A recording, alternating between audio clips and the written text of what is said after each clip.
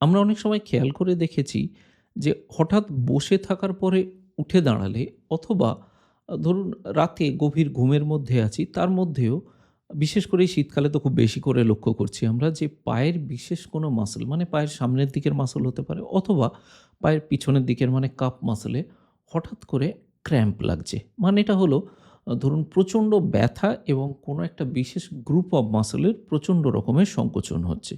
এবং এটা কয়েক মিনিট, কয়েক সেকেন্ড স্থায়ী থাকছে। ওই সময় পাটাকে টেনে ধরলে, ম্যাসাজ করলে ধীরে, ধীরে কমে যাচ্ছে। তো এই ব্যাপারগুলোকে আমরা অনেকেই ইগনোর করে দিই। ভাবি যে কাল সারাদিন অনেক বেশি হাঁটাহাঁটি হয়ে গেছে, পরিশ্রম হয়ে গেছে, সেই কারণে হচ্ছে। কিন্তু আসল ব্যাপারটা হলো অ এইগুলো না আ এতটা ইগনোর করার ব্যাপারও না। আমরা ডাক্তার হিসাবে এগুলোর বেশ কিছু কারণ দেখতে পাই। যেমন হচ্ছে ১ম কারণ জলের অভাব শরীরে। জলের অভাব হলে মাসল যদি ডিহাইড্রেটেড অবস্থায় থাকে তাহলে মাসলের যে স্বাভাবিক সংকোচন এবং শিথিলতা এই প্রসেসটা এই প্রক্রিয়াটা ধীরে, ধীরে ব্যাহত হয়। তার ফলে রিল্যাক্সেশন যখন দরকার তার বদলে মাসলটা কন্ট্রাকশন করে যাচ্ছে মানে সংকুচিত হয়ে যাচ্ছে এবং তার ফলে ব্যথা হচ্ছে। অনেকেই বলেন যে, "আমি তো নিয়মিত জল খাই, তেষ্টা পেলেই জল খাই, তাও এরকম হচ্ছে।"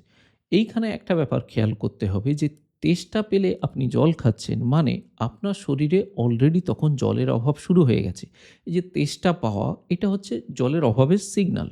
এটার থেকে বাঁচার উপায় হচ্ছে আপনি তেষ্টা পেলে জল না খেয়ে আপনি নিয়মিত জল খাবেন। একটা নির্দিষ্ট সময় অন্তর, অন্তর সারাদিনের মধ্যে একটা নির্দিষ্ট পরিমাণ ডাক্তারের পরামর্শ নিতে পারেন। সেই মতো আপনি জল খাবেন, তাহলে এই জিনিসটা এভয়েড করতে পারবেন। দ্বিতীয় যে কারণটা আমরা দেখি যে জলের সঙ্গে, সঙ্গে শরীরে কিছু মিনারেলস আছে যেগুলোর ঘাটতিতে এই জিনিসগুলো হতে পারে। কি, কি মিনারেলস? ক্যালসিয়াম, ম্যাগনেসিয়াম আর পটাশিয়াম। এই ৩ টে প্রধান মিনারেলস যারা মাসলের সংকোচন এবং প্রসারণ এই জিনিসগুলোকে ব্যালেন্স করে। তো এটার কোনো একটা বেশি কম হয়ে গেলে কিন্তু এরকম পেইনফুল ক্র্যাম্পস দেখা দিতে পারে। আরেকটা বিশেষ কারণ হচ্ছে ডায়াবেটিস। মানে যাদের ধরুন সুগার আছে, সুগার কি করে? সুগার হচ্ছে সাইলেন্ট কিলার আমরা জানি। সুগার ধীরে, ধীরে নার্ভগুলোতে ডিপোজিশন হতে থাকে। আর নিউরোমাসকুলার জাংশন মানে নার্ভ আর পেশিতন্তুর যে জাংশন, সেইখানে যদি সুগার ডিপোজিশন হয়ে দিনের পর দিন সেটার ক্ষতি করতে, করতে ওই নিউরোমাসকুলার জাংশনগুলোকে ক্ষতি করে দেয়। তার ফলে কি হয়? এই যে নরমাল যে সিগন্যালিং প্রসেস যেটা আমাদের মস্তিষ্ক থেকে আমাদের সুষুম্না কাণ্ড মানে স্পাইনাল কর্ডের মাধ্যমে যে পেশির মধ্যে যে সিগন্যালগুলো যায় যে এখন মাসলটাকে কন্ট্রাক্ট করতে হবে, এখন মাসলটাকে রিল্যাক্স করতে হবে, এই সিগন্যাল প্রসেসিংটাই ব্যাহত হয়ে যায়। তার ফলে কি হয়? তার ফলে অযথা মাসল ক্র্যাম্প, ব্যথা এইগুলো হতে পারে। আরেকটা কারণ হলো বয়স। বয়স হলে কি হয় না পেশির যে স্বাভাবিক স্থিতিস্থাপকতা মানে একটা পেশি টানলে যতটা বড় হবে বা সেটার যে স্ট্রেচেবল যে পাওয়ারটা, ইলাস্টিক পাওয়ার যেটাকে বলে ইলাস্টিসিটি সেইগুলো নষ্ট হয়ে যায়। তার ফলেও এইরকম কিছু, কিছু ক্র্যাম্প দেখা যেতে পারে। তো এগুলো থেকে বাঁচার উপায় কি? বাঁচার উপায় এর কারণগুলোর মধ্যেই আছে। আগেই এগুলো ডিসকাস করেছি যে আপনি সঠিক সময় অন্তর নিয়ম করে জল খাবেন।